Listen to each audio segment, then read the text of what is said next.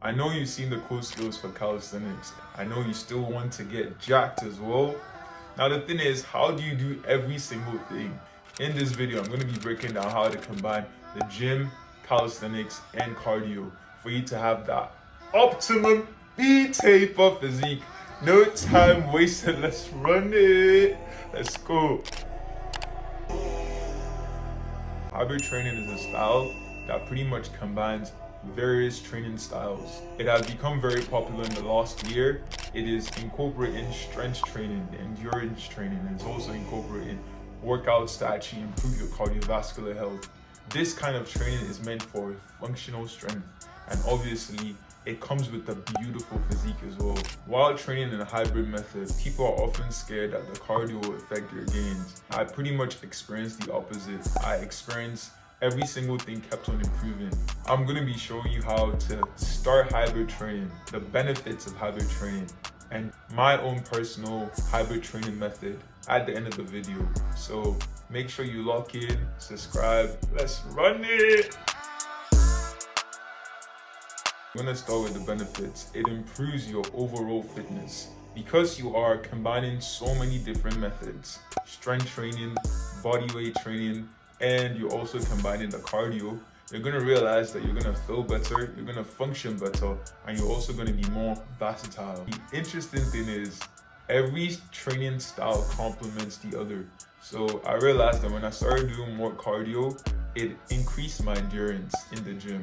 When I started doing way more body weight exercises, I improved my relative strength, and being able to also control my weights, it also spilled over into gym workouts. Now the second benefit to training in a hybrid method is it gives you the optimum body.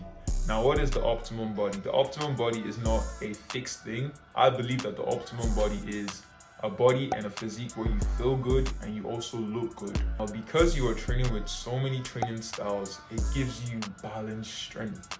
That balanced strength is what's very, very important, as you can keep up performance in pretty much every single thing. The goal really is to not only look like a bodybuilder, in my opinion, and have the aesthetics, but also be able to be functional, to have that mobility, to also have that endurance. It gives you that optimum body for optimum functionality in every single area. So I realized that whenever I was going to probably play football with my friends, or I was going to play basketball or something, I realized that I could keep up simply because my training was balanced. The third point is my favorite.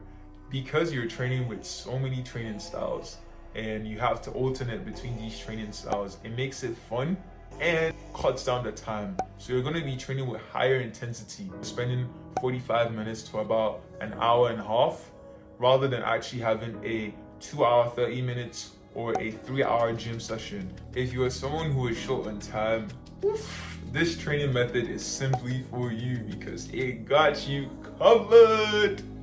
Now the fourth point is mental benefits. Because you're training with so many training styles, you pretty much sculpt a body that is optimum, that makes you feel good. Making you feel good translates into so many things. You can keep up with every single thing. You're way more flexible, you're way more functional. Even your cardiovascular health, it feels amazing. Every single time it kind of like reconsolidate itself. So by the time you train hard, it gives you the ability to feel good. When you feel good, it then reinforces you actually even training the same way because you have the mental benefits. It's like a very continuous loop. One of the things that I know with regards to even training in the hybrid method is the eyes on you. I know that most likely one of the reasons why you want to still train calisthenics is the skills aspect. You want to look amazing, and you also want to do every single skill you've probably seen on your feed. That pretty much gets eyes on you. That is even the bonus part, because not only do you have eyes on you, you also got the physique as well. Now you have the skills, now you have the cardio, now you have the body. I can't lie, it is buzzing. So I know I've gassed this training style so much. How do you actually start? How you actually start is quite straightforward. The same way you have your gym workouts where you would probably be training, let's say, a push day. What you're going to be doing is you're going to be incorporating calisthenics equivalents. Let's say your regular chest day would be your incline chest press. After incline chest press, your flat bench. After flat bench, you then progress into shoulders. What you're going to be doing is, for when you perform your incline movements on your upper chest, you then would have a calisthenics equivalent, which would then be the push-ups, or you could even do weighted push-ups. For you to train your lower chest, you probably would do flies. What I would tell you is you can replace that movement with dips.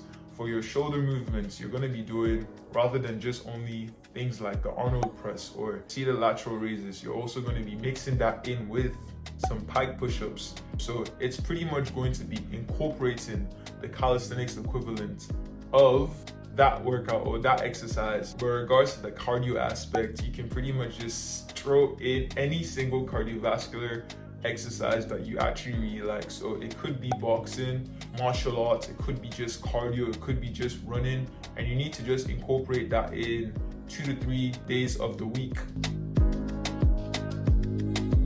So another thing I actually really love about the hybrid training method is the progressions. It offers you so many varieties. It pretty much is a training method with a lot of variety, and it also gives you that functional variety.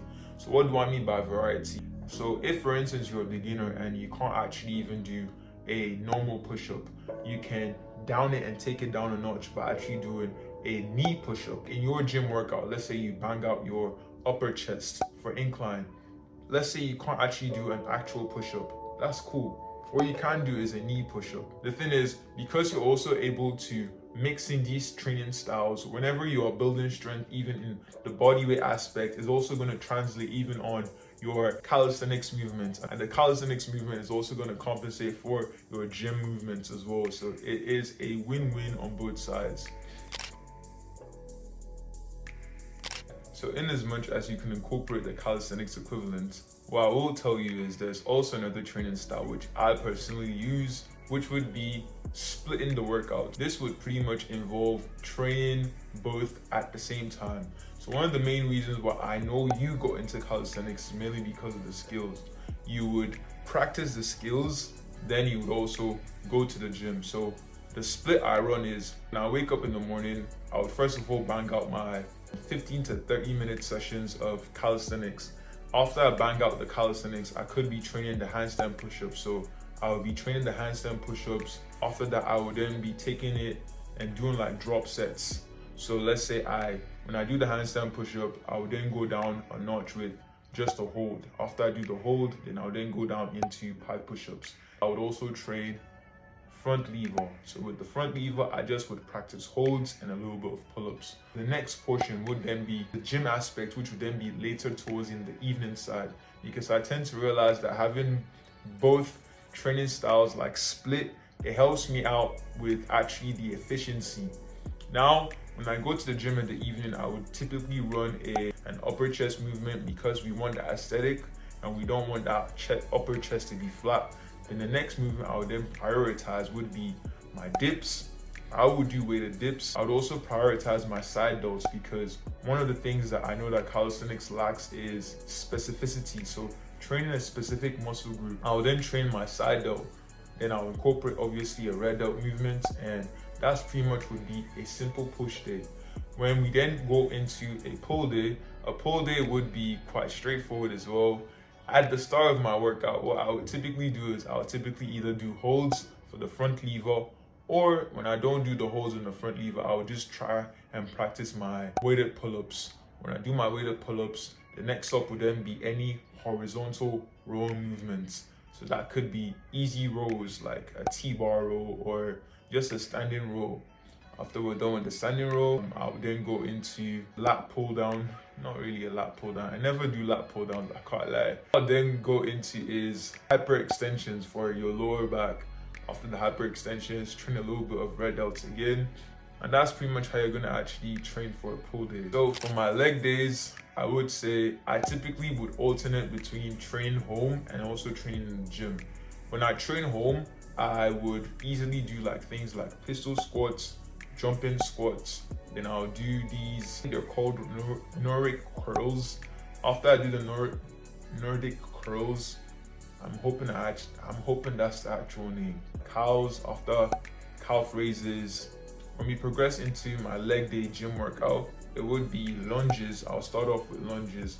After I start off with lunges, the next stop would then be hyperextensions. When I go into my hyperextensions, I'll do my RDLs, or I could do my seated hamstring curls. I could throw in a little bit of sissy squats in there, or train my adductors, and I also train my calves as well. The cardio aspect would be mixing in just 2 days, or typically what I would do is at the start of my workout, I would have like a 10 to 15 minutes run.